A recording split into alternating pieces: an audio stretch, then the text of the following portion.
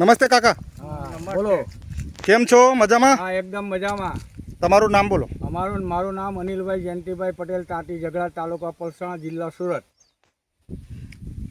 આ કઈ જાત બનાવી છે તમે? આ કૃતિકા બનાવી છે, જેડ બ્લેક કૃતિકા.